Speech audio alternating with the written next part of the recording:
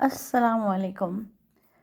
तो वेलकम करती हूँ मैं व्हाट रमल थिंक्स की न्यू लॉग सेशन के लिए। और आज का जो टॉपिक है वो बहुत ही मज़ेदार टॉपिक है जो मैं बहुत टाइम से करना चाह रही थी। और इसके लिए मैं बहुत कोशिश कर रही थी कि मुझे कुछ अच्छे अच्छे आइडियाज़ मिलें, कुछ न्यू आइडियाज़ मिलें जो बिकॉज़ अभी तक मैंने जितने भी यूट्यूबर्स हैं, व्लॉगर्स हैं या जो पॉडकास्ट करते हैं, मैंने अभी बहुत कम उनके ये जो टॉपिक अभी मैं बताने वाली हूँ इस पे मैंने पॉडकास्ट या फिर सेशंस सुने हैं, देखे हैं, लॉग्स। तो मेरा बहुत दिल था कि मैं इसके ऊपर कुछ बनाऊं, लेकिन मैं कुछ क्वर्की और कुछ फ़न वे में कुछ सेशन जो है वो करना चाहती थी ताकि इसको हम बहुत light hearted and one to one fun conversation रखें। इसको बहुत ज़्यादा हम इंटेंस और डीप और उसमें ना कन्वर्ट करें। तो आज जो है हमारे इस सेशन का नाम है बेसिकली एनी गेसेस। कुछ दिमाग में कुछ घंटी बज रही है कि ये क्या हो सकता है।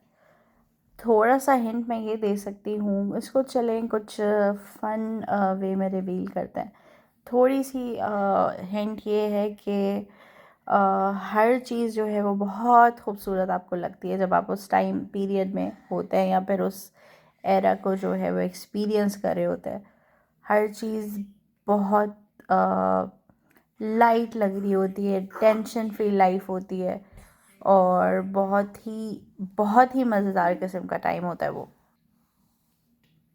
इस एपिसोड का टॉपिक रिवील करने से पहले मैं थोड़ा सा इसके बारे में कॉन्सेप्ट इसका बताना चाहूँगी। आई थिंक फिर सभी गेस इजीली कर सकते हैं। It's basically a light hearted what you can say nostalgic trip down the memory lane and what more. It's filled with your personal stories, quirky trends, toys, funny incidents, memories from your childhood. आज का episode जो है I am going to conduct it like think of like you are on a call with your best friend, your loved one, just reminiscing and laughter and full of joy. सो अब हम curiosity को ज़्यादा जो है हवा नहीं देते हुए आज का टॉपिक रिवील करते हैं। आज एपिसोड का टाइटल है व्हेन आइसक्रीम सॉल्व्ड एवरीथिंग। इस टाइटल के लिए थोड़ा बहुत ब्रेनस्टॉर्म करना पड़ा था मुझे बिकॉज़ मैं चाह रही थी कि जो बिकॉज़ इंसान अपनी पास मिस्टेक से लर्न कर रहा होता है। अभी तक मैंने 2 से 3 जो है वो थोड़े से सीरियस लॉक्स किए थे, तो उसमें मुझे ये चीज़ को थोड़ा बेटर करना था कि जो भी मैं बात करूं वो बेटर से बेटर होती जाए। बिकॉज़ मेरे लिए भी ये न्यू न्यू एक्सपीरियंस है, मैं बहुत सारी चीज़ें on the way I am learning with that process as well. तो मैं चाह रही थी कि अब जो भी मैं रिकॉर्डिंग करूं या यूट्यूब के लिए कुछ भी वीडियो मैं बनाऊं तो उसको मैं बहुत अच्छे तरीके से कंडक्ट करूं, उसको मैं प्रॉपर तरीके से बनाऊं। I am also taking my hands on some editing skills as well ताकि मैं एक प्रॉपर टीज़र या फिर ट्रेलर यू कैन से वो बनाऊं अपने यूट्यूब के लिए जो हर एपिसोड के साथ मैं उसको चला सकूं। I have done some short courses in video editing and photo editing, but वो भी बहुत साल पुरानी बात है and because I was out of practice. तो अब तो हर चीज़ इतनी ज़्यादा आगे जा चुकी है, जो जो सॉफ्टवेयर्स आप यूज़ कर रहे हैं। एडब भी जो मेरे टाइम पे था तो बहुत ही डिफरेंट था, अब तो बहुत ज़्यादा चीज़ें एडवांस लेवल हो चुकी हैं। But I am trying to gets my hand on some good editing skills as well. So back to the topic. What is this episode about? When ice cream solved everything. So, yes, your guess is right. It's about your childhood. It's about my childhood. It's about every one of us childhood. Today, I want to dive into something super close to my heart, and it is childhood. You know, the good old days when your biggest stress was your mom saying no to extra screen time. और आजकल के दौर में भी ऐसा ही है. I think अगर मैं अपनी बेटी से पूछूंगी कि उसका बिगेस्ट टर्न ऑफ क्या है मुझे लेके, तो सबसे पहले छूटते के साथ ही यही बताएगी कि आप हर चीज़ में कहती हैं नो. और ये बिकॉज़ ये ट्रेडिशनल है, ये हम अपनी अम्माओं से सुनते आ रहे हैं, अपने ग्रैंड जो फिगर्स होते हैं घर में, अपने ग्रैंड डैड, ग्रैंड मॉम, या फिर जो है आपके आंट अंकल, आप फैमिली में जो जो भी आपके साथ मेंबर्स होते हैं, मोस्ट ऑफ द टाइम आपको उनसे नहीं सुनने को मिलता है. और ये बहुत नॉर्मल है, जो कि मुझे अब जाके इस स्टेज पे समझ में आया कि मैंने तो शायद उतना नहीं सुना होगा जितना मैं ज़्यादा नहीं यूज़ करती हूँ हर बात में. But I am improving myself and I am trying to learn to be a good parent now, because हर चीज़ हम स्टेप बाय स्टेप सीख रहे होते हैं अपनी. जैसे कि मैंने अभी एपिसोड के स्टार्ट में भी मेंशन किया कि हम अपनी गलतियों से सीखते हैं, और कोई हार्ड एंड फास्ट रूल है नहीं, या फिर एक how to be a good और परफेक्ट पेरेंट आप कैसे बन सकते हैं, उसके लिए कोई आप बुक्स या गाइडलाइन या रूल ऑफ नेचर भी फॉलो नहीं कर रहे होते हैं. बिकॉज़ हर एरा जो होता है, हर जनरेशन टू जनरेशन हर चीज़ चेंज हो रही होती है, इवॉल्व कर रही है सोसाइटी. जो नॉर्म्स पहले थे वो अब नहीं है, और जो चीज़ें हमने एज अ बच्चा अपने चाइल्डहुड में एक्सपीरियंस की, ज़माना अब टोटली बहुत आगे जा चुका है, बहुत चीज़ें बदल चुकी हैं. हम हमारा बचपन बहुत डिफरेंट था, हमारे बच्चों का बचपन बहुत डिफरेंट है, बट एक चीज़ इन सब में कॉमन है, और वो है बचपन. जो कि अगर मैं अपने बच्चों से बात करूं, उनके लिए भी उनका बचपन ही सबसे बेस्ट उनकी लाइफ का पार्ट होगा इंशाल्लाह ताला जब वो बड़े होते हैं. लेकिन अगर मुझसे बात की जाए मेरी लाइफ का सबसे बेस्ट पार्ट कौन सा है, तो मैं भी डेफिनेटली अपने बचपन की ही बात करूँगी. बचपन को लेके क्या ऐसी बहुत ज़बरदस्त चीज़ें, आप लोगों में से बहुत से लोग ऐसे हैं जो कनेक्ट कर रहे हैं मुझसे, और बहुत सारे ऐसे लोग हैं जो कि इस चीज़ से रेजोनेट करेंगे कि जब आप अपने बचपन को सोचते हैं, या जब आप बहुत ज़्यादा अपने डाउन, इसके लिए क्या सही वर्ड होगा, आप अपने डाउन एक पीरियड में होते हैं, जब आप बहुत ज़्यादा सैड होते हैं, बहुत ज़्यादा you know you are not feeling yourself, तो फिर आप ऐसी क्या चीज़ सोचना पसंद करते हैं कि जिसमें आप बहुत अच्छा फील करें. और मेरे लिए है मेरा बचपन.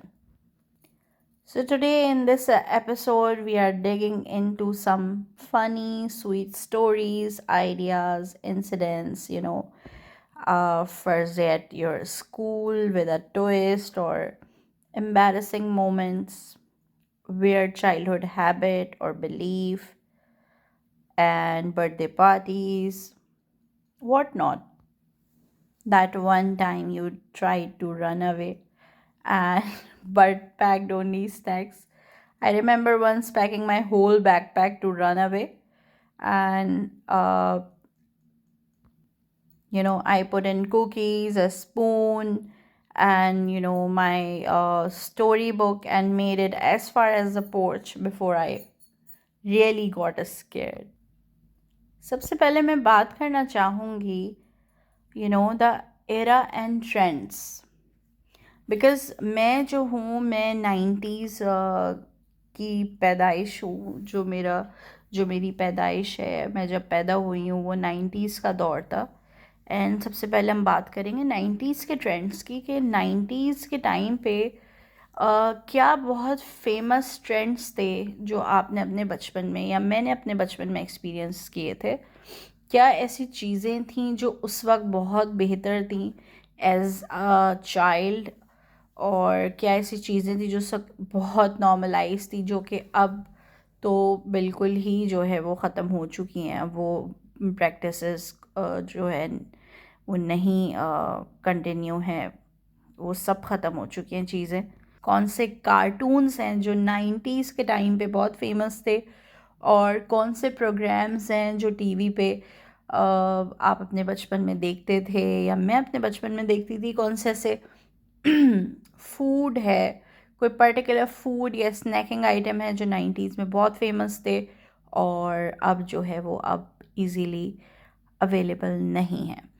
उसके अलावा बचपन में आपके कौन से फेवरेट क्लोथिंग थी, जो कि आपका जो भी दौर है, 90s है, 80s है, 2000 है, वो आप बचपन में अपने पहनते थे, बट अब जो है वो नहीं है, अब टोटली ट्रेंड चेंज हो चुका है।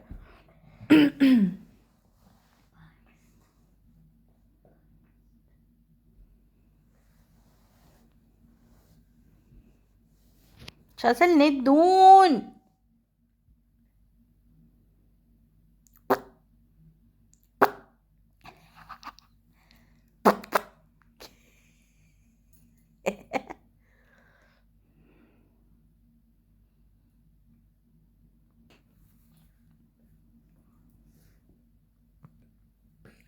90s या जो भी आपका बचपन का टाइम है, उसमें कौन से टॉयज़ थे you were obsessed with, the toys. School में आप लंच बॉक्सेस में क्या लेकर जाते थे, स्नैक्स आपको क्या पसंद थे, ओल्ड स्कूल गेम्स या जो फैमिली गेम नाइट होती है वो क्या ऐसे प्लेज होते थे, इसके ऊपर हम बात करेंगे। सबसे पहले हम बात करते हैं फेवरेट कार्टून्स की।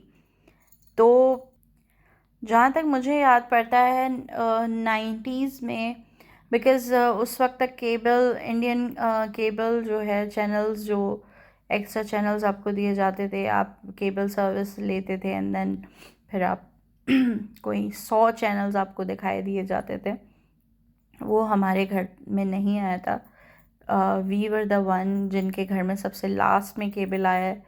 हमारे तमाम रिलेटिव्स के ऑलरेडी केबल था। I am talking about my paternal side.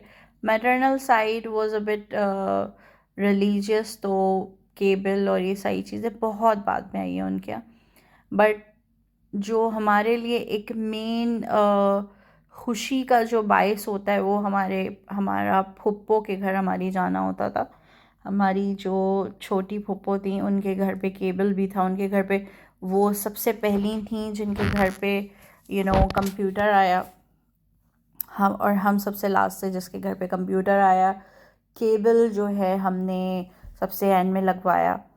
और जो जिस वक्त की बात मैं कर रही हूँ, जब हम बचपन की बात कर रहे हैं, तो जब हम बच्चे थे तो बहुत ज़्यादा शौक़ होता था आपको हर वक्त स्क्रीन के सामने बैठने का। बट अनफॉर्चुनेटली और फॉर्चुनेटली उस वक्त पीटीवी और जब आई थिंक एनटीएम और एसटीएम, ये दो चैनल्स या एक ही चैनल था जो कि प्राइवेट चैनल स्टार्ट हुआ था, और इसके ऊपर वो 9 बजे का जो ख़बरनामा होता था, उसके बाद एक प्रोग्राम आता था म्यूज़िकल चार्ट करके एक प्रोग्राम था, जिसमें वो सारे काउंटडाउन्स बताते थे कि कौन सा सॉन्ग अब किस नंबर पे चल रहा है, कौन सा सिंगर अब किस नंबर पे ट्रेंड कर रहा है। तो ये उस वक्त की आपकी, जैसे आजकल स्पॉटिफाई पे ट्रेंडिंग चल रहा होता है, ये उस वक्त का हमारे ज़माने का स्पॉटिफाई, वो म्यूज़िक चार्ट बस्टर्स था।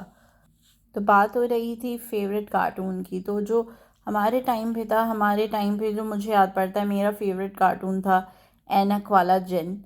और उसके बाद एक पीटीवी से कार्टून स्टार्ट हुआ था, मीना कार्टून। और मैं जैसे स्कूल में थी, हमारी एक बहुत ही मीन, मैं मेमोरी शेयर करने वाली हूँ, बट ये बहुत मज़े की मेमोरी है, मुझे अभी भी याद करके हंसी आती है। हमारी एक टीचर थी और उनका नाम था मीना। मेरे जितनी भी क्लास फेलोज़ इस वक्त ये सुन रही होंगी, देख रही होंगी, तो वो यकीनन उनके दिमाग में ये रिकॉल ज़रूर हुआ होगा कि बिहाइंड द बैक हम उन टीचर को बोलते थे मीना कार्टून आने वाली हैं। उनका जो भी पीरियड था मुझे सही से अगर याद पड़ रहा है तो वो मिस मीना हमारी इंग्लिश हमें पढ़ाती थी और बहुत ही नाइस खातून थी वो। बट समहाउ उस वक्त के उस वक्त के जो बच्चे होते थे, या जो मैं अपनी बात करूं, तो हम लोग के लिए बहुत एक फ़न पार्ट होता था टीचर्स को उनके नाम से बुलाना। तो मेरे लिए बहुत फ़नी मेमोरी है कि मीना कार्टून जब भी आता था, तो जब वो कार्टून आता था, तो मैं उन मीना जो मेन कैरेक्टर था उस कार्टून का, मैं उसको वही टीचर से हमेशा रेजोनेट करती थी। और जब भी हम स्कूल जाते थे एंड उन टीचर का पीरियड स्टार्ट होने वाला होता था मिस मीना का, I am so sorry miss Meena, आप जहाँ पे भी हैं बहुत माजरत, आपका बहुत मजाक उड़ाया गया है एंड ये बिल्कुल अच्छी बात नहीं है, मैं इसके बिल्कुल ख़िलाफ़ हूँ। लेकिन उस वक्त ना आपको सेंस होता, आप बच्चे होते हैं, आप बहुत सारी चीज़ें ऐसी कर रहे होते हैं कि जिसका कोई बड़े हो के आपको आइडिया होता है कि वो उस टाइम के हिसाब से गलत चीज़ थी। बट खैर, मूविंग फॉरवर्ड, तो मिस मीना थी हमारी। और कार्टून की खैर हम बात कर रहे थे, बैक टू द टॉपिक। तो एक ये मीना कार्टून होता था, उसके अलावा जॉनी ब्रावो आता था पीटीवी पे। आई थिंक 1 घंटे के लिए कार्टून्स आते थे, डिफरेंट डिफरेंट कार्टून्स होते थे वो। कभी जॉनी ब्रावो आ रहा है, कभी लूनी टून्स आ रहा है, कभी टॉम एंड जेरी तो my one of the most favourite cartoons, जो अब तक इवन मैं इतनी बड़ी हो गई हूँ, अब तक मुझे बहुत अच्छा लगता है अगर कहीं से टॉम एंड जेरी की स्निपेट्स दिख जाए, या कहीं से मुझे चांस मिल जाए टॉम एंड जेरी देखने का। तो स्पंज बॉब कार्टून था, पावर पफ गर्ल्स था, ये उस टाइम के कार्टून्स थे। उसके अलावा जो है वो द सिम्पसन्स, वो कार्टून, खैर वो तो मुझे इतना कोई ख़ास पसंद नहीं था वो कार्टून। दी एडम्स फैमिली था, ये सारे बहुत फेमस कार्टून थे जो उस टाइम पे आते थे और वो देखना बहुत अच्छा लगता था। बट मेरा जो पर्सनल फेवरेट था वो था Tom and Jerry. Johnny Bravo मैं बहुत शौक से देखती थी, पता नहीं क्यों। अब मैं सोचूं तो मुझे बहुत ही स्टूपिड लगता है कि क्यों मैं देखती थी ऐसा वाहियात कार्टून। बट बचपन में आपकी चॉइसेस आपकी तरह बहुत ही वियर्ड होती हैं, आई थिंक सब अग्री करेंगे। फिर पीटीवी की अगर बात करूं तो उसमें मुझे मीना कार्टून बहुत अच्छा लगता था। ऐनक वाला जिन आता था, वो तो बहुत ही फेवरेट कार्टून था। ऐनक वाला जिन इतना फेवरेट था, इतना फेवरेट था कि लाइक जब वो आता था तो बैठ के हम ऐसे उसको देखते थे कि जैसे पता नहीं क्या दुनिया से अनोखी चीज़ आ रही है। वो जो एक फेरी टेल और विचेस एंड डीमंस एंड वो सारी चीज़ें उस टाइम, तो आपका दिमाग बहुत ही उस चीज़ को बहुत ही अजीब कोई नमूना चीज़ समझ रहा होता है, तो वो देखने में बहुत ही मज़ा आता था। उसके बाद आपके बचपन का कौन सा एक ऐसा टॉय है जो कि बहुत ही आपके लिए, आप ऑब्सेस्ड हो उस टॉय से? अगर मैं इस सवाल को इस तरह से लेती हूँ, या इसको मैं इस तरह से बात करती हूँ, मेरे बचपन में टॉयज़, जहाँ तक मुझे याद पड़ रहा है, तो तमाम बच्चों को ये प्रिविलेज था कि दे वर मोर इनटू आउटडोर एक्टिविटीज़। बाहर आपके गली मोहल्ले में तो बहुत ही खेल होते थे, और ये चीज़ मैं इतना मिस करती हूँ, और स्पेशली मैं अपने बच्चों के लिए बहुत सैड फील करती हूँ, क्योंकि ये एक ऐसा प्रिविलेज है जो हमारी जनरेशन ने 80s 90s, उससे पहले के, या 2000 तक भी तमाम बच्चे बाहर गलियों में खेले हैं। और स्ट्रीट स्मार्ट जब आप बनते हैं तो वो उसी वजह से बनते हैं बिकॉज़ आप 10 तरह के नए नए बच्चों के साथ, अलग अलग फितरतों के बच्चों के साथ जब आप प्ले कर रहे होते हैं, तो आपको बहुत सारी चीज़ें एक दूसरे से लर्न करने का भी मौका मिलता है। तो अल्हम्दुलिल्लाह आई एम वेरी प्रिविलेज कि मेरा बचपन जो है वो मैंने अपने बचपन में ये चीज़ भी एक्सपीरियंस की है। उस वक्त इतना ज़्यादा सिक्योरिटी पे, सेफ्टी पे इतने मसले मसाइल नहीं होते थे। इवन दो मुझे याद है कि आपके नेबर्स ही आपसे के इतने अच्छे उनसे टर्म्स होते थे। और ये सिर्फ किसी एक फैमिली का फंडा नहीं था, ऑलमोस्ट ये तमाम फैमिली की इक्वेशंस यही थी उस टाइम पे कि रिलेटिव्स की तरह ही नेबर्स को ट्रीट किया जाता था। बिकॉज़ ये एक बहुत पुरानी मिसाल है कि लाइक अगर आपकी की कोई खुशी है, कोई गमी है, तो रिलेटिव को आने में घंटा 2 घंटा लगेगा। आपका नेबर आपकी हर खुशी में गमी में ऑलरेडी आपके साथ मौजूद है। और ये बहुत बहुत ही पावरफुल चीज़ थी हमारे बचपन की, जो कि somehow I feel nowadays it's missing. हम लोगों को fortunately unfortunately I don't know कि बहुत ज़्यादा बचपन में हमने मूवमेंट की हैं। कभी इस एरिया में कुछ साल, किसी एक एरिया में, फिर कुछ साल किसी एक एरिया में। तो इस तरीके से हमारी बहुत मूवमेंट्स हुई हैं, तो हमारे नेबर्स भी बहुत चेंज हुए हैं। बट सम हाउ लाइक मुझे अभी तक याद है कि हम मोस्टली जो हमारा मेरा मेरा जो बचपन गुजरा है वो नाज़िमाबाद और रिज़विया, जो लोग कराची में रहते हैं या जो कराची में कभी रहे हैं या जानते हैं कराची को, तो उनको पता होगा कि रिज़विया और नाज़िमाबाद एरियाज़ के बारे में। तो मेरा मोस्टली बचपन जो है वो ज़्यादा मेजॉरिटी मेरा रिज़विया साइड और नाज़िमाबाद साइड पे गुजरा है। Coming back to the toy, मेरे बचपन का ऐसा कौन सा toy, I was not that kind of kid जो कि टॉयज़ में ज़्यादा इंटरेस्टेड होता हो। मैं उस तरह का बच्चा थी जिसको नॉवेल्स, स्टोरीज़ और या फिर मुझे बाहर सड़क पे बच्चों के साथ खेलना ज़्यादा पसंद था। और खिलौनों से ज़्यादा मुझे वो चीज़ें ज़्यादा अच्छी लगती थी। बट फिर भी खिलौने अच्छे खासे मेरे पास थे, क्योंकि मेरे फादर जो है वो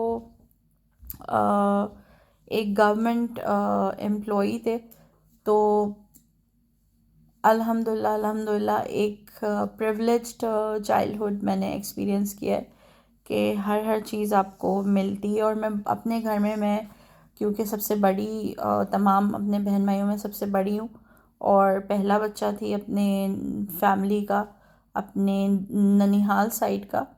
एंड मैं बहुत ज़्यादा जिसे कहते हैं ना,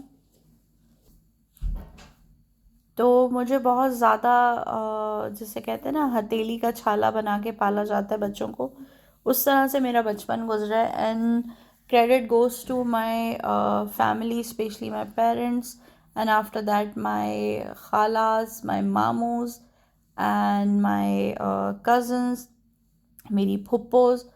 मेरी अल्हम्दुलिल्लाह अल्हम्दुलिल्लाह मेरा जो बचपन है वो ददियाल और ननिहाल दोनों के साथ गुजरा है। तो हम लोग बहुत ज़्यादा अपनी फूफो के यहाँ भी जाते थे। बहुत ज़्यादा हम लोग खाला और नानी, तो मतलब लाइक उनका तो कोई कंपैरिजन ही नहीं है। मैं अपने घर का या अपनी फैमिली का पहला बच्चा थी जिसने अपनी नानी के साथ बहुत टाइम गुजारा है और बहुत अच्छा क्वालिटी टाइम स्पेंड किया है। मोस्ट ऑफ द फैमिली जो सिस्टम होता है उसमें यही होता है कि आप अपने ननिहाल से ज़्यादा क्लोज़ होते हैं। मेरे साथ भी वही सीन था, सेम सीन था। बट ये है कि बहुत अच्छे टर्म्स थे फुप्पों से भी और उनके बच्चों से भी। मेरी अपनी कज़न्स वगैरह से बहुत दोस्ती थी, स्पेशली जो मेरी तमाम बड़ी कज़न्स थी जो कि शादी की एज की थी या हमसे एज में बहुत बड़ी थी।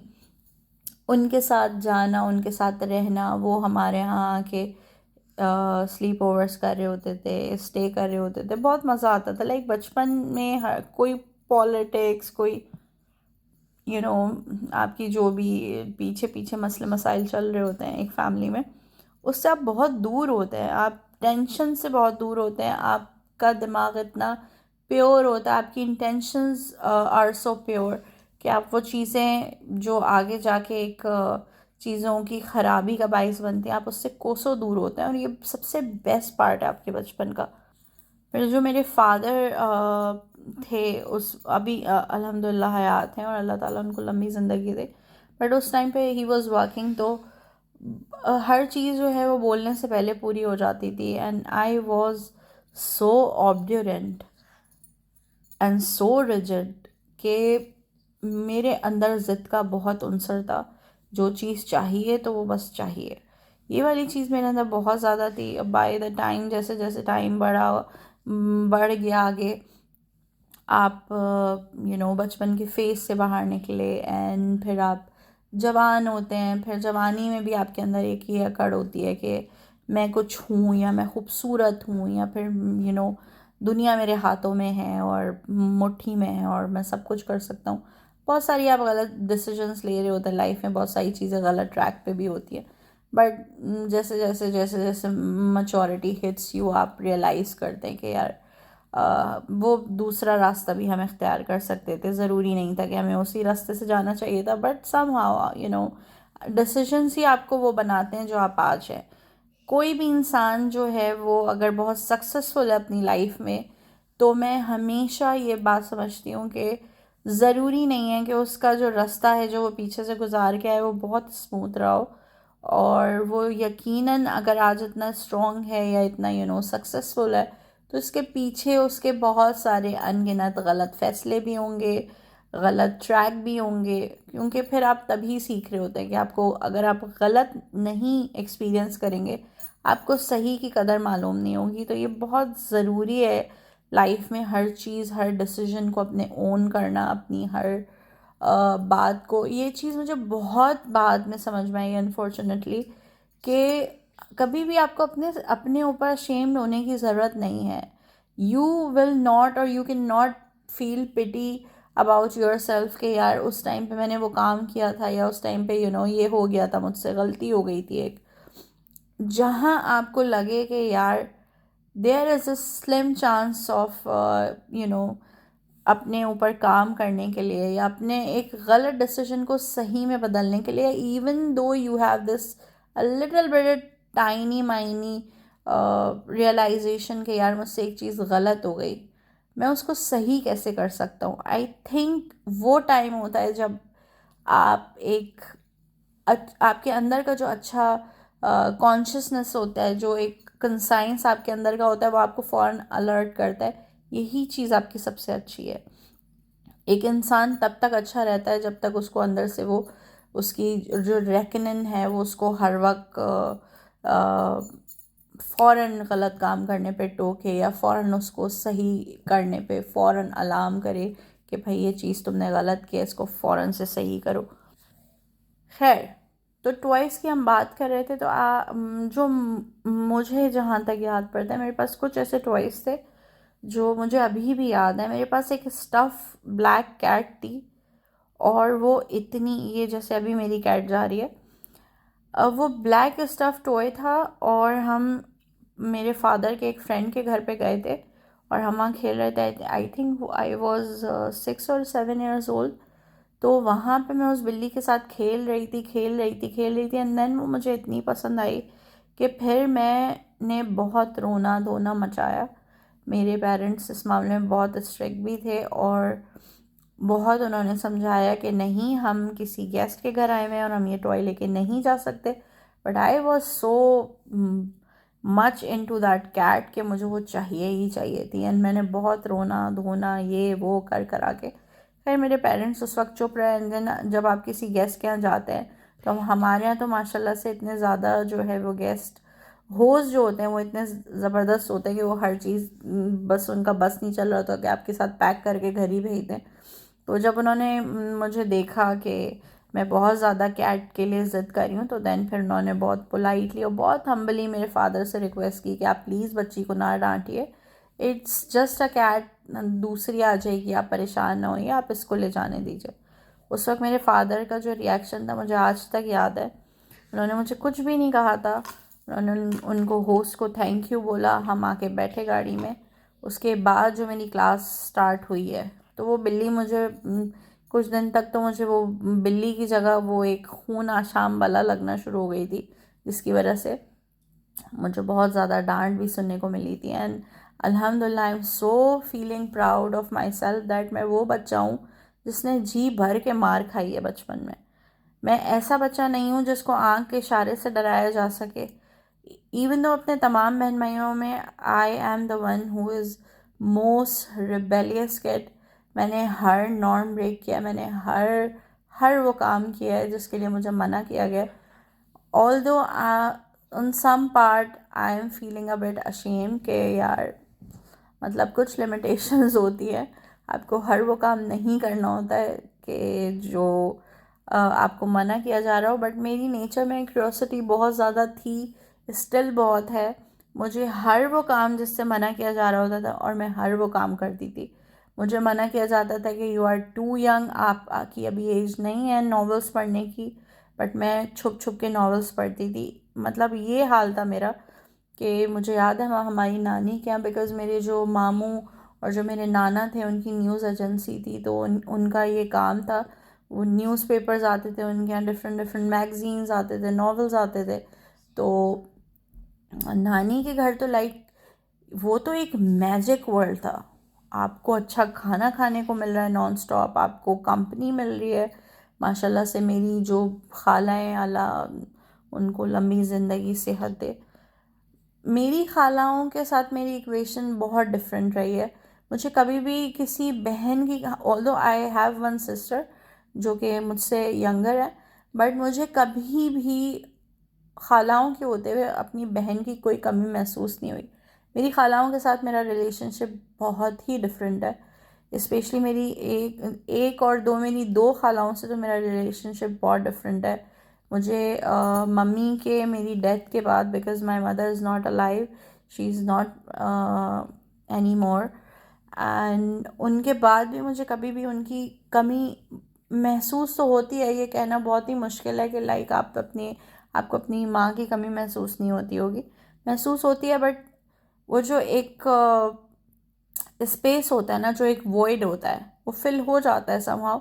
और मैं अपनी खालाओं को इसका क्रेडिट देती हूँ कि उनकी वजह से ये वॉइड कहीं ना कहीं किसी हद तक फिल हुआ। तो खैर, तो मैं बता रही थी कि मेरा अपनी खालाओं के साथ बहुत एक कनेक्शन बहुत डिफरेंट था। उनके साथ बहुत फ्रेंडली थे, आप बहुत ओपन थे। नानी का घर तो is like a magic world. आप जाएं, आपको फूड रिफिल हो रहा है, आप जो कह रहे हैं आपको बस हाँ ही हाँ हो रही है अपनी कैपेसिटी में, वो जो भी कर रहे हैं। Because at that time my maternal side was also struggling financially. बहुत चैलेंजेस होते थे, बिकॉज जाहिर सी बात है, लाइक फैमिली हाउस होल्ड इतना बड़ा है एंड देन उसको रन करना, फिर आपकी सोशल कुछ रिक्वायरमेंट्स होती हैं, आपको स्टेटस भी मेंटेन करना होता है, बहुत सारी चीज़ें हो जाती हैं। तो उसमें आपको हर चीज़ चलाना, it was not that easy. But अल्हम्दुलिल्लाह मेरी नानी और नाना ने बहुत अच्छे से अपने तमाम बच्चों को के ऊपर उनकी तरबियत बहुत अच्छी की, उनको बहुत अच्छे से अपनी कैपेसिटी में रहते हुए अच्छा खिलाया पिलाया पढ़ाया। और सबसे बड़ी अच्छी बात मुझे ये लगती है कि उन्होंने अपने बच्चों की अच्छी तरबियत की। क्योंकि ये बहुत ज़रूरी है कि हम एक ही चीज़ को बहुत ज़्यादा नोटिस कर रहे होते हैं, देख रहे होते हैं कि यार ये फिनेंशियली कहाँ पे, ये फैमिली किस पॉइंट पे खड़ी हुई है। बट फिर मोरल ग्राउंड्स, वैल्यूज़ वगैरह सब पीछे रह जाती हैं, उनको थोड़ा सा इग्नोर कर दिया जाता है।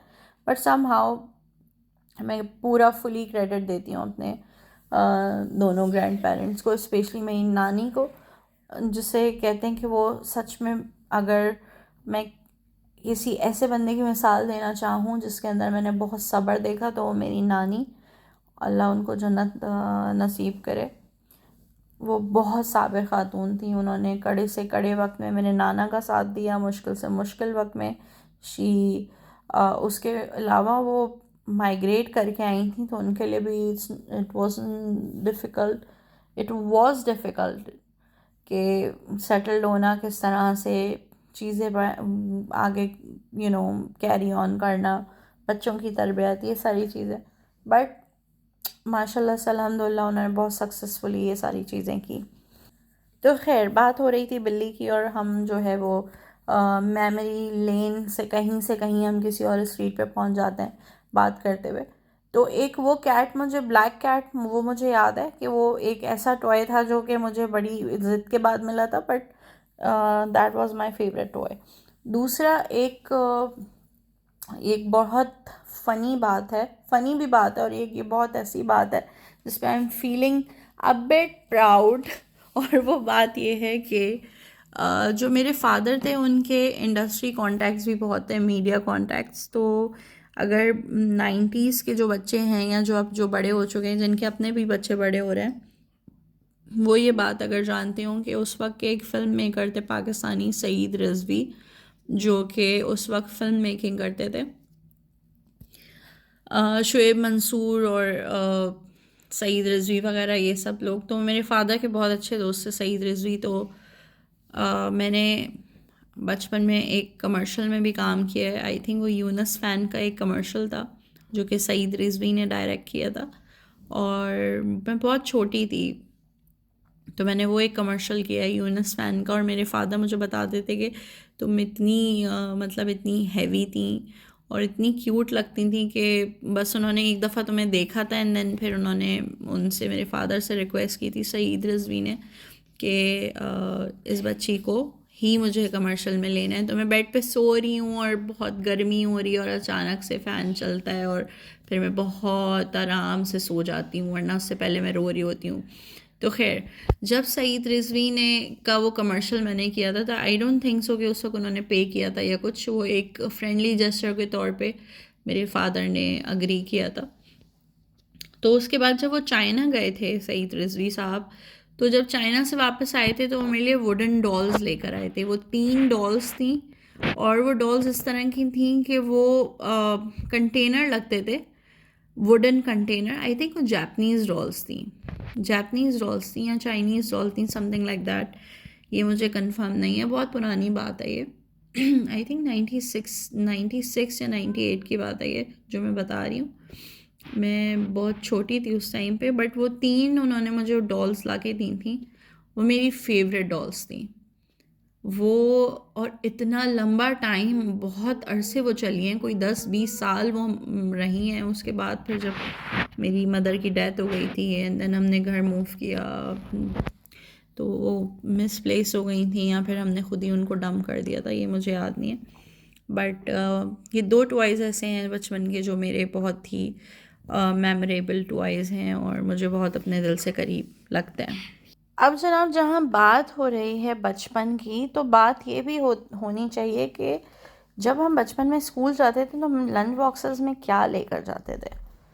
ये बहुत ही मज़े की बात थी जो मेरे दिमाग में थी, और जब मैंने स्पेशली, जब मैं इस एपिसोड को करने का सोच रही थी, तो मैंने स्पेशली ये नोट डाउन किया था कि मुझे ये लाजमी तौर पे लंच बॉक्स वाली बात लाजमी करनी है। बिकॉज़ हम लोगों को मोस्टली जो हमारे बचपन का टाइम है और जब हम स्कूल, स्पेशली स्कूल गोइंग थे, तो उस वक्त हमें बहुत एक मज़े की चीज़ लगती थी कि यार आज लंच बॉक्स में क्या लेके जा रहे हैं। But unfortunately I was the kid जो कि अपना सेम लंच कोई सालों तक लेके गया। उस वक्त मेरे टाइम पे एक नया नया यंग्स की तरफ से या नेशनल, आई थिंक नेशनल की तरफ से एक चिकन स्प्रेड उस वक्त लॉन्च हुआ था मार्केट में। और भाई वो मुझे इतना पसंद होता था, इतना पसंद होता था कि डेली मेरी मदर ने डेली कोई करीबन मुझे कोई 4 से 5 साल वो चिकन स्प्रेड वाला सैंडविच बना के दिया। और एक टाइम तो ऐसा आया था कि लाइक मैं दूसरों का लंच देखती थी तो मुझे बहुत लालच फील होती थी कि यार ये इतने मज़े के लंच लेके आ रहे होते हैं। कोई कभी कबाब पराठा लेकर आ रहा है, कभी कोई अंडा पराठा लेकर आ रहा है, लेकिन मैं सेम यही सैंडविच 365 डेज़ यही क्यों लेके आ रही हूँ। फिर मेरी कुछ स्कूल में दोस्तें ऐसी थी जिनको अपना लंच भी बिल्कुल सेम मेरी वाली फीलिंग आ रही होती थी कि भाई हमको साल के 365 दिन कबाब पराठा क्यों दिया जा रहा है। तो हम लोगों ने फिर ये एक चीज़, नई ट्रिक निकाली थी कि तुम मेरा लंच खा लो यार और मुझे अपना लंच दे दो।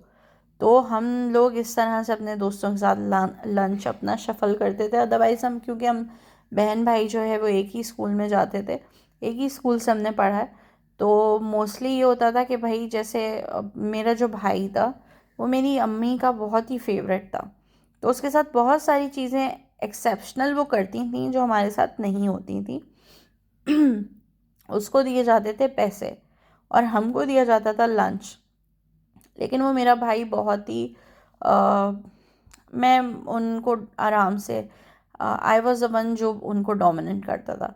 तो जब भी लंच ब्रेक हुई और बस अब मेरी बस हो गई है कि यार मुझसे ये सैंडविच नहीं खाया जा रहा है, तो फिर मैं सीधा उसके पास जाती थी लंच ब्रेक में और मैं कहती थी बेटा निकालो अपने पास जो पैसे तुम्हें दिए गए वो मुझे दो, एंड वो मैं इस्तेमाल करूँगी और तुम मेरा लंच खाओगे। और अगर ख़बरदार ये घर में बात किसी को नहीं पता चलनी चाहिए, अदरवाइज़ तुम्हारी फ़लाँ फ़लाँ फ़लाँ हरकत जो है मुझे अच्छे से पता है, तुम ये करोगे मेरे साथ, मैं तुम्हारे साथ वो कर दूँगी। तो इस तरह से लेन देन का ये मामला मेरा अपने भाई के साथ बहुत सेटल तरीके से चल रहा था। और अपनी बहन का भी बहुत मुझे याद है कि मैंने उस बेचारी का भी बहुत दफ़ा लंच खाया है। आई एम सो सॉरी, मैं अपने तमाम बहन भाइयों से बहुत दिली माजरत के साथ कहती हूँ कि मुझे इस बात पे कोई शर्मिंदगी फ़ील नहीं होती है, बिकॉज़ बड़े बहन भाई इसीलिए होते हैं और यही हरकतें करने के लिए होते हैं। डिफरेंट डिफरेंट जो 90s के लंचेस जो मुझे याद है, उन लंचेस में मोस्टली यही होता था, बचा हुआ सालन और उसके साथ रोटी का कुछ रोल कर दिया, या अंडा पराठा तो बहुत ही कॉमन एक लंच बॉक्स था। उस अभी जिस तरह से लंच की भी नई नई वेरिएंट्स आ गए हैं कि जी बेंटो बॉक्स में फ्रूट्स होंगे, नट्स होंगे, डेयरी प्रोडक्ट होगा, एंड देन फिर रोज़ कभी पास्ता कभी चिकन सैंडविच। ऐसी कोई कहानी हमारे टाइम पे नहीं होती थी। हम बहुत ही सिंपल लंच लेके जाते थे और वो था सैंडविच, या तो शामी कबाब का या फिर अंडे का, और बहुत अपग्रेशन मिल गई तो वही चिकन स्प्रेड या कुछ इस तरह का। ये हमारे लंचेस होते थे। और स्पेशली जो कैफेटेरियाज स्कूल के होते थे वो बहुत ही अनहाइजीनिक लेकिन बहुत ही मज़ेदार किस्म के लंच आइटम सेल कर रहे होते थे, जैसे कि समोसे, चाट, सोडा, आपके जो सोडा फ्लेवर्स होते हैं वो, उसके अलावा स्लिम्स, पापड़, बिस्किट्स। प्रिंस उस टाइम पे सबसे हॉट सेलिंग बिस्किट्स आइटम था प्रिंस। प्रिंस बिस्किट आता था, नाइस बिस्किट आता था, लेमन सैंडविच आता था, चॉकलेट सैंडविच आता था। और रियो तो बहुत ही बाद में आया है। फिर रियो के भी बहुत सारे बहन भाई मार्केट में घूमना शुरू हो गए थे, बट ये सारी वो चीज़ें थी जो बहुत ही famous selling lunch items of 90s की अगर मैं बात करूँ तो थे। चॉकलेट के भी बहुत ब्रांड्स ऐसे थे, जैसे जो मेरी पर्सनल फेवरेट थी वो जूबली थी। फिर इसी तरह से एक pixie pixie was the one of the best chocolates I ever had. वो बहुत ही सस्ती चॉकलेट थी, पर्पल। मुझे अभी तक स्टिल मुझे इतना डिटेल में उसकी रैपर वगैरह भी याद है, उसकी पैकेजिंग मुझे पूरी याद है। पर्पल कलर का एक सिल्क का सा उसका रैपर होता था पिक्सी चॉकलेट का, एंड वो बहुत छोटा सा एक स्क्वायर होता था, बट वो इतनी यमी होती थी। जूबली चॉकलेट थी, फिर नाव आई थी, फिर उसके अलावा ड्रीम चॉकलेट आई थी, पता नहीं कौन कौन सी चॉकलेट्स थी। बिस्किट्स के भी 10 आइटम्स थे। पापड़ तो खैर ना ही पूछे, वो हर ड्रामे की का मेन करेक्टर का एक पापड़ जो है वो मार्केट में होता था, कुमकुम का और कुसुम का और तुलसी के पापड़ और पता नहीं क्या क्या पापड़ बहुत ज़्यादा इजीली अवेलेबल थे। स्लिम्स थे, चिप्स थे, बेकरी आइटम्स बहुत होते थे उस वक्त, डिफरेंट काइंड ऑफ बिस्किट्स, उसके अलावा पेटीज़। तो ये सारी चीज़ें जो है वो लंच आइटम्स इजीली अवेलेबल होते थे स्कूल के कैफेटेरियाज़ में भी। और इवन दो बहुत सारे ऐसे बच्चों को जो पब्लिक स्कूल्स में जाते थे 90s में, या जाते हैं अभी भी, स्कूल के बाहर जो प्रेमिसेस आपका जो होता है वहाँ पे स्कूल ऑफ होने के बाद भी बहुत सारे वेंडर्स जो है वो अपने कार्ट्स के साथ होते हैं जिसमें गोला गंडा होता था, आई डोंट नो अभी क्या सीन है। गोला गंडा होता था। फिर उसके अलावा इमली, कटारे और different different veggies just like cucumber के ऊपर चाट मसाला, कॉर्न मिल रहे होते थे, भुट्टे जिनको हम कहते हैं वो मिलते थे।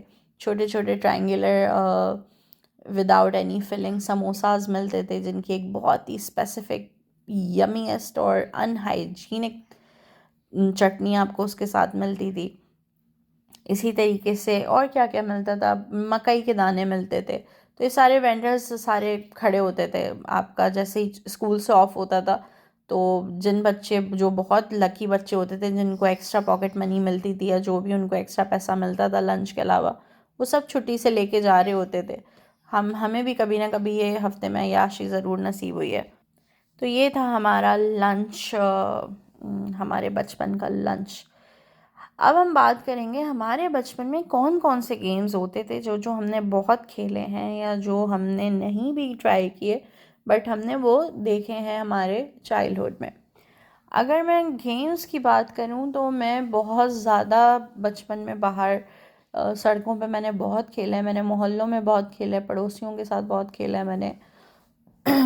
मैं कभी भी घर में खेलने वाले बच्चों में से नहीं थी, मुझे हमेशा बाहर निकलना होता था। और क्योंकि उस वक्त के नेबर्स के साथ आपके जो डायनेमिक्स होते थे, रिलेशनशिप आपका जो होता था बहुत डिफरेंट होता था। तो बहुत इजीली एक्सेसिबल था आपके किसी नेबर के साथ या उनके बच्चों के साथ आप उन टाइम गुजार रहे हैं। और क्योंकि पूरे दिन स्कूल होता था, फिर दिन आपके कारी साहब, फिर ट्यूशन, एंड देन ट्यूशन के बाद आपको 1-2 घंटा की आज़ादी मिलती थी जिसमें आप खेल सकें घर में बाहर वॉट एवर। तो उस टाइम पे मुझे याद है कि बहुत सारे ऐसे गेम्स थे जो कि बाहर खेले जाते थे। और इवन दो घर में भी ऐसे बहुत सारे गेम्स थे जो आप कार्ड गेम्स, बोर्ड गेम्स जिसको कहते हैं, वो खेले जाते थे। जहाँ तक स्ट्रीट गेम्स की बात अगर मैं करूँ तो गरम गरम पानी एक गेम था कुछ। फिर एक, नहीं सॉरी, गरम पानी नहीं, बर्फ़ पानी एक गेम था जिसमें लाइक भागते एक दूसरे के पीछे, और अगर हम टच करके कहें कि बर्फ़ तो वहीं पे स्टैचू बन जाता है, एंड देन अगर हम कहें उसको टच करके पानी तो देन वो फिर भागना शुरू कर देते हैं। इसी किस्म का एक गेम था खो खो। फिर पकड़म पकड़ाई एक गेम था कि आप अगर छः जो है, जैसे हम लोग मोस्टली, हम माशाल्लाह से ननिहाली साइड पे हम कज़न्स बहुत सारे हैं, तो हम अक्सर खेल रहे होते थे, तो उसमें ढेरों जो है वो भाग रहे हैं और बारी बारी सबकी टर्न आती है। एंड देन एक होता है जिसमें से जो हम सब के पीछे भागेगा और उसको किसी एक को पकड़ना होता है, एंड देन वो फिर नेक्स्ट अपनी टर्न लेगा। तो इसी तरह पकड़म पकड़ाई था। फिर हाइड एंड सीक, उस टाइम पे उसको हम अपने उसमें टर्म में छुपन छुपाई कहते थे कि सारे 6 अगर लोग हैं तो 5 जो है वो कहीं पे छुप जाएंगे एंड एक उनमें से उनको ढूंढेगा। तो ये हाइड एंड सीक का एक वो था। फिर एक बर्फ़ पानी था, ऑलरेडी आई मैंशनड इट। फिर इसी तरीके से और भी बहुत सारे गेम थे जिसमें एक, मुझे उस गेम का नाम अभी जहन में नहीं आ रहा, कि फ्लोर पे चौक से जो है वो बॉक्सेस बनाते थे, एंड देन फिर उस उन बॉक्सेस को क्लाइम करना होता था। इस तरह का भी एक कुछ गेम था। फिर इसी तरीके से जो है, ये तो सारे आउटडोर गेम्स हो गए ना, साइकिलिंग कर रहे होते थे। कार्ड गेम्स में मुझे जहाँ तक याद है, बोर्ड गेम्स में लूडो होता था, नेम थिंग प्लेस एनिमल, ये एक बड़ा फेमस उस टाइम का गेम था।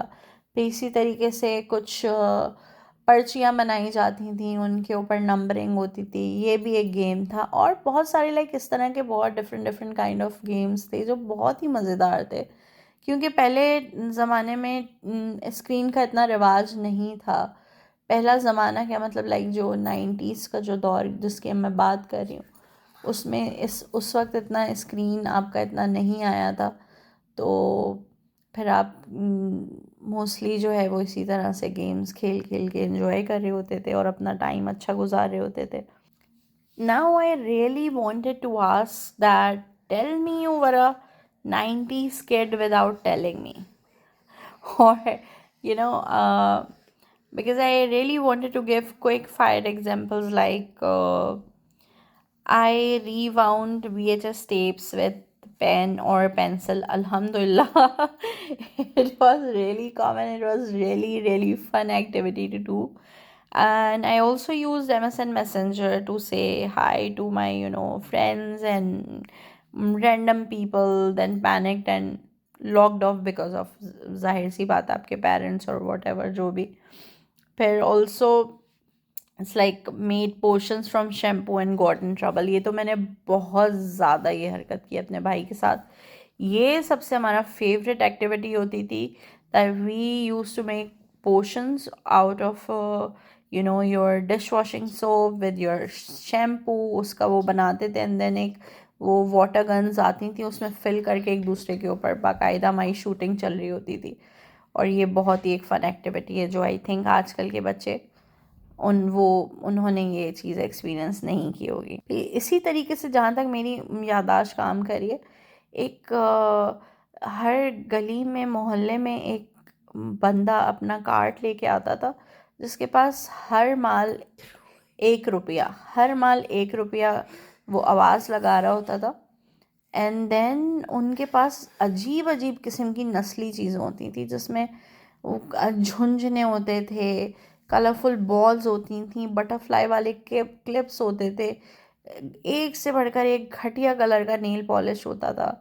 उसके अलावा फिर उनके पास कुछ फोमिक फिगर्स होते थे, लाइक वो एक एग होता था, उसको आप गर्म पानी या नॉर्मल पानी में डिप करेंगे उस एग को, तो वो एक फोमिक एनिमल या एक फोमिक फिगरीन में कन्वर्ट हो जाता था। वो एक बहुत ही ऐसा अजूबा चीज़ थी कि जिसके लिए हम अपने पैसे जमा करके रखते थे कि यार ये बंदा कब हमारी गली में चक्कर लगाता है और हम इससे ये चीज़ें ख़रीदेंगे। हम लोगों की ईद बहुत डिफरेंट होती थी। हम हर दिन जो है वो आपका कहीं, आज इस रिलेटिव के यहाँ, फिर कल वो आपके यहाँ आ रहे हैं, फिर कल आप किसी के घर जा रहे हैं। ईद बकरीद बहुत फ़न होती थी। आजकल के बच्चे वो ईद बकरीद उन्होंने वो चीज़ एक्सपीरियंस नहीं की। अल्हम्दुलिल्लाह अल्हम्दुलिल्लाह जो हमने अपनी बचपन में जो ईद एंजॉय की हैं, या जो बकरीद, वो लिटरल आपकी ईद होती थी। आपको पता होता था कि यार रमज़ान, बिकॉज़ वो लाइफ जो थी वो बहुत सिंपल थी। कोई आर्टिफिशियलनेस नहीं, कोई ड्रामाबाजी नहीं, कोई हाई फाई चीज़ें इतनी ज़्यादा नहीं होती थी, बट प्योर फन होता था उस टाइम पे। फिर आजकल जो मैं एक बात सोचती हूँ, like literally if I met my younger self, मैं उसको क्या एडवाइस करूँगी। सो मैं, इवन दो कुछ दिन पहले मैं ये सोच रही थी कि I really want to have a short imaginary convo with my younger self, or my 7 years old or 8 years old self, that I really wanted to tell younger me that please don't cut your own bangs, don't cook food, or don't make any mess with your brother. Just don't. Also, you won't marry a pop star, and that's okay. That's totally okay. So I really wanted to do that, but yeah, it's too late now, I think. And I was also thinking that I really wanted to talk about, my school days. I want to take you back to, my very first day of a school. And I really was fully convinced that I was just visiting. Like, I thought a school was a one day thing, and that that was so funny. So I showed up ready to impress in my, in my some, wahyat color of pajama suit. If I recall, I don't remember the color of that pathetic pajama suit. I just remember that I wore pajama suit, and I brought a banana to make friends with. Do you think somebody brings banana on their first day of school to make friend? Yes, I did that. And I'm proudly saying that I did that. But why a banana? I don't have any idea. I don't have any idea कि क्या उस वक्त मेरे दिमाग में चल रहा था. But maybe I thought sharing a banana was the key to popularity. Somehow, I cried oceans when my mother and my khala left. I literally cried oceans. And मुझे अच्छे से अभी तक याद है कि मेरी प्रिंसिपल ने कॉल किया मेरे घर पे मेरी मदर को, कि उस वक्त आई थिंक उस वक्त PTCL होते थे, उस वक्त सेलुलर्स इतने स्टार्ट नहीं हुए थे उस टाइम पे। और जहाँ तक मुझे याद पड़ता है ये वो टाइम था जब इनकमिंग कॉल सुनने पर भी आपको आपके पैसे लगते थे। तो cell phone was not a thing at that time, जब टाइम की मैं बात कर रही हूँ। I cried when my mom left, and then I again cried when I realized I had to come back the next day school, and that was tragic.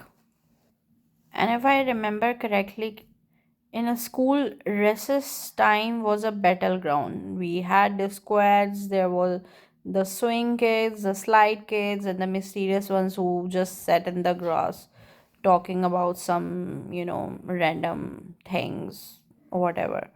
और हर school की कहानी ये थी कि हर स्कूल जो है वो कब्रिस्तान के ऊपर बना था। ये उस टाइम पे इतना स्कैरी था कि अगर आपको लाइक अकेले किसी स्टाफ रूम या टीचर्स रूम की तरफ जाना होता था तो ये सोच के ही आप पैनिक फील करना शुरू कर देते कि यार हमारा स्कूल तो कब्रिस्तान के ऊपर बना हुआ है, लाइक पीछे से कोई आ तो नहीं रहा। ये बहुत कॉमन चीज़ थी जो मैंने एक्सपीरियंस की अपने स्कूल में। So today I really tried to going back in time, way back, back to the days when your biggest problem was your uh, crayon breaking in half, or your sibling is stealing the TV remote. Today's episode is all about childhood, the mistakes we made as a kid, the fun we had in our childhood, the sticky fingers, the sweet memories, the weird logic we had as kids, all of it, all of it. Do you guys think that you guys had a weird childhood memory? Because and I had a lot of weird childhood memories. One of them was कि हमारे area में एक aunty रहती थी, and she was I think some 70+ at that time. और जो हमारा area squad था, जिसको हम गैंग ऑफ, जैसे गैंग ऑफ वसेपुर मूवी बहुत फेमस थी, इसी तरह वो गैंग ऑफ नाजमाबाद था। वो गली के सारे लूज़र्स जो बच्चे होते हैं वो उनका गैंग था एक। एंड वो हमारी अपनी ही एक कॉन्स्पिरेसी थ्योरी चल रही होती थी ये कि ये जो आंटी है ना, ये विच हैं, बिकॉज़ उनकी शक्ल भी बिल्कुल वैसी ही लगती है। यानी हमारे अपने जहन में जो एक बिल बतौड़ी को देख के को परसेप्शन बना हुआ था, तो हम उसी से उनको रेजोनेट कर रहे होते थे और हमें वो बिल्कुल वैसे ही लग रही होती थी। और अगर वो, क्योंकि वो अकेली थी, बूढ़ी थी, वो अकेली रहती थी उस घर में, तो हमारे लिए ये बहुत ही एक तजस्सुस का बायस होता था कि यार 5-6 बजे जो भी हमारा बाहर प्लेइंग का टाइम है, उसमें हम उनके घर की खिड़की से तो अंदर झांकेंगे कि वो क्या कर रही हैं। और उनको पता था कि हम ये हरकतें करते हैं, बट वो जब भी गुजरती थी बहुत स्वीटली नाइसली गुजर जाती थी, हंसती थी, मुस्कुराती थी देख के। लेकिन कभी भी उन्होंने कोई ऐसी कोई तुर्श बात या कोई तल्ख बात हमसे कभी नहीं की। तो बात हो रही है कि अगर मैं अपनी यंगर सेल्फ से मिलना चाहूँगी तो मैं क्या बात करूँगी अपने यंगर वर्जन से। तो मैं ये सोच रही थी कि I would say to myself, 7 year old myself, that you don't need to eat pencils ending, or crayons to see what they taste like, or the haircut will not make you look cool. Wait 10 years and then your long hair will come back, definitely. I think that's a funny part, that little me would look at adult me and say, do you still eat cereal or Ovaltine for dinner sometimes? And I'd be like, yes, yes, I do. So, yes, childhood is childhood. Nothing can replace the memories of your childhood to anything else in the world. And Alhamdulillah, I am so blessed that I have very beautiful childhood. I enjoyed my childhood thoroughly. I don't have any regret or saying that, because someone said to me that, yeah, you have some childhood traumas, that's why you behave in a certain way. But Alhamdulillah, Alhamdulillah, Alhamdulillah, I'm saying that loud and open, that I have a beautiful childhood filled with beautiful memories, and with family and friends and neighbors and everything sweet. I don't recall any bitter memory of my childhood that haunts me down till the day. I only have good memories, cherished memories, which I really wanted to cherish throughout my days till the end. And I think that's it for today's. That's a wrap. Definitely a nostalgic ride. Childhood was weird, wild, and wonderful, but yeah, sometimes a little sticky looking at you, like peanut butters, chicken spread, jellies. I think that's the childhood. That's you like the most about your childhood, the messiness, of weirdness, and a combo of everything weird. So, yeah, it's time to love you and leave you guys. I hope कि आज का जो log है वो आप सबको पसंद आएगा. जो भी आपकी सजेशन कमेंट्स कुछ भी हो, leave that to my YouTube channel. And मिलते हैं अगले सेशन में एक नए अच्छे इंटरेस्टिंग टॉपिक के साथ. मिलते हैं फिर. अल्लाह हाफ़िज़.